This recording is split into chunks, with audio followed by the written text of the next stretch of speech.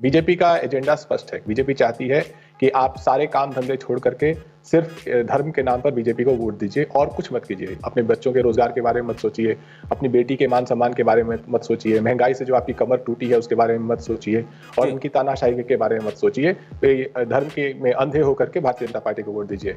बात तो सही है। पूरे इंडी गठबंधन का हालत जानते हैं क्या है सौरभ जी? आपने बर्ड सेंचुरी देखी है, चिड़ियों का अभ्यारण्य?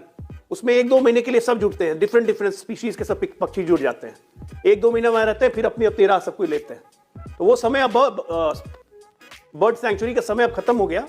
अब धीरे धीरे सब कोई अपनी राह लेना शुरू करेंगे। तो बर्ड सेंचुरी से अब चिड़ियों का पलायन शुरू हो गया। मैंने पहले ही कहा था, विपक्षी हैं, वी अपक्षी कभी साथ हो ही नहीं सकते हैं। अच्छा, मान लीजिए ना, जनता की नजरों से जब उतर जाइएगा तो कहीं चुनाव में जाने का फायदा नहीं है। और सच्चाई यही है कि भारत की जनता की नजर से आप लोग उतर गए हैं सारे के सारे। नहीं, ऐसा इतना भी 3 महीना 13 में वाली बात नहीं है अजय जी। जब 14 और 19 में फर्क आ गया था ना, 73 और 64 का मिलके लड़े थे तो 10 सीट नीचे आ ही गए थे आप।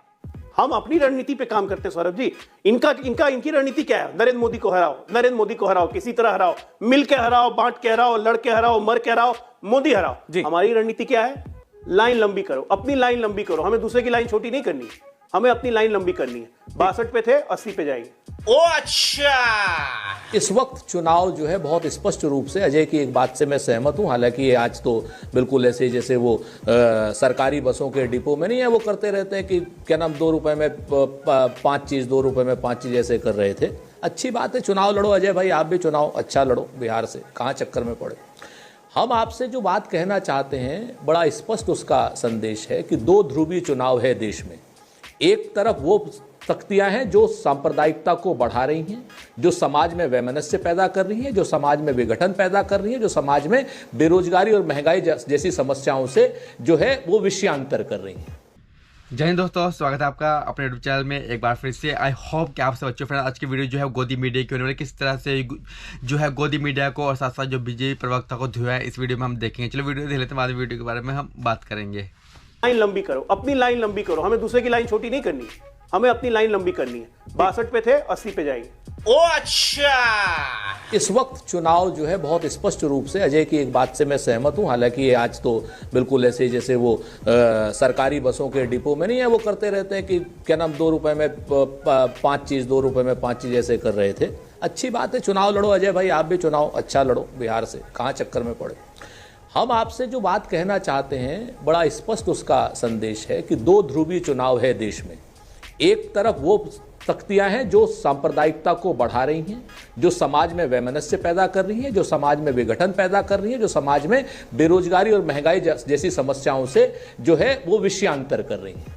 संप्रदाय के नाम पर, सांप्रदायिकता के नाम पर, पंथ मजहब के नाम पर। दूसरी ताकतें वो हैं जो बेरोजगारी से लड़ना चाहती हैं, महंगाई से लड़ना चाहती हैं और इस संप्रदायवाद से लड़ना चाहती है। चाहे वो संप्रदायवाद अल्पसंख्यक का हो, चाहे बहुसंख्यक का हो, किसी का भी हो, सबसे लड़ना चाहती है। आप कुछ भी बोलो, ये नहीं सुनने वाला। देखिए, जब कुंठा मन में गहरा जाए, निराशा से मन बिल्कुल बुझ जाए, तो इसी तरह के शब्द निकलते हैं, इसी तरह के शब्द निकल जाते हैं। उसको क्या कहिएगा? सुरेंद्र भाई कुंठित हो चुके हैं, लगातार हार। तो उसके बाद यात्रा, तो कभी दूसरी मुसलमान जोड़ो यात्रा निकल रही है कल से, उसमें काफी बिजी होंगे। क्या बोल रहे हैं ये? आपने कहा राहुल गांधी की मुसलमान जोड़ो यात्रा दोबारा शुरू हो रही है। भारत जोड़ो न्याय यात्रा को मुसलमान या जोड़ो यात्रा कह रहे हैं आप?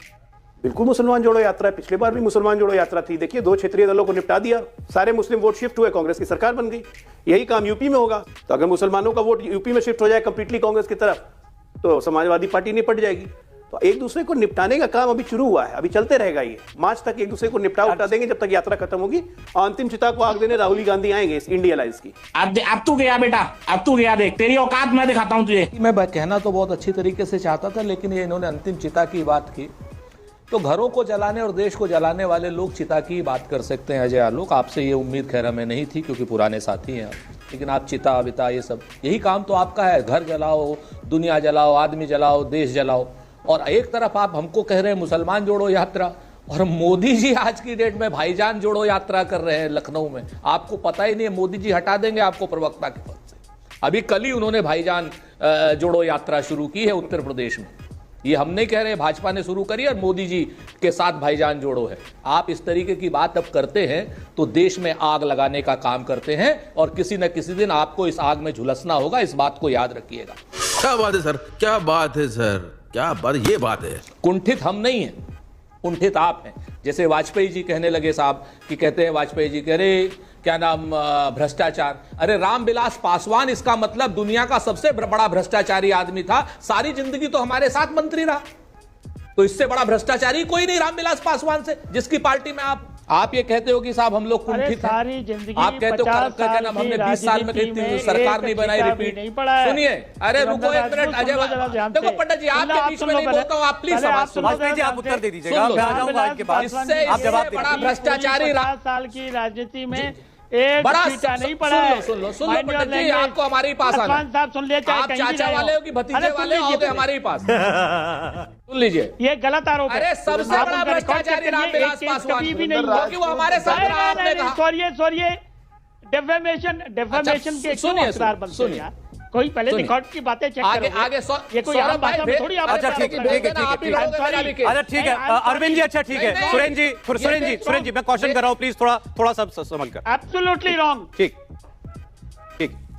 देखिए सुन लीजिए, अगर मेरे खिलाफ डिफेमेशन आएगा तो वाजपेयी जी के खिलाफ भी जाएगा, क्योंकि वाजपेयी जी ने कहा नंबर 1, वाजपेयी जी ने स्पष्ट कहा है कि क्या नाम ये विपक्षी लोग भ्रष्टाचार करते हैं। क्या मतलब है विपक्षी लोग भ्रष्टाचार करते हैं? क्या रिकॉर्ड है?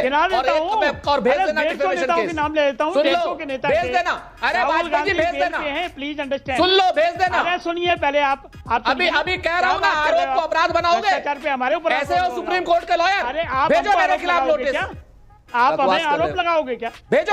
सुरेन जी मानता हूँ, और आप इस तरीके की भाषा इस्तेमाल कर रहे हो। खोपड़ी तोड़ साले। मैं 2 बातें बड़ी साफ कहता हूं। आज की डेट में आरोप को अपराध बनाने की ये जो एनडीए की आदत हो गई है, इससे इनको बाज आना चाहिए। और क्या नाम डिफेमेशन केस और उसकी ये लोग जन धमकी देते हैं, इससे भी बाज आना चाहिए। अब अजय आलोक के ऊपर आता हूं। उन्होंने कहा 20 साल में बताओ कौन सी सरकार? 15 साल कर्नाटक की सरकार, सिद्धरमैया की सरकार 5 साल रही, उसके बाद हम जीते, हमने सरकार बनाई, आप लोगों ने सरकार चोरी कर ली 18 महीने बाद, उसके बाद फिर हमारी सरकार आई। 15 साल लगातार हमने कर्नाटक में सरकार बनाई है। अजय आलोक जी, इतिहास को पढ़ के रखा करो। सच बात यह है, मैं आपसे फिर से कहता हूं कि इस देश के समस्याओं से विषयांतर करने के लिए एनडीए गठबंधन इस तरीके की विषयांतर वाली बातें करता है, और जब कुछ नहीं करता तो वाजपेयी जी जैसे सभ्य सुप्रीम कोर्ट के लॉयर से। अच्छा ठीक है सुरेन जी, ओके सही पकड़े हैं। इस समय देश के सामने 2 बिल्कुल साफ ब्लैक एंड व्हाइट का चुनाव है। एक तरफ वो है अडानी प्लस एनडीए, ये जो अलायंस है अडानी प्लस एनडीए, ये अंडा अलायंस है, एएनडीए। अच्छा।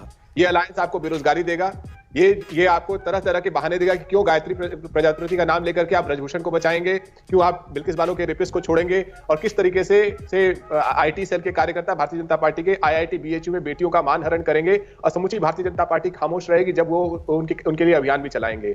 अगर आपकी बेटियां हैं तो देखिए इन लोगों को और सोचिए कि आप इनको वोट देने से आपकी बेटियों का मान सम्मान मजबूत होता है।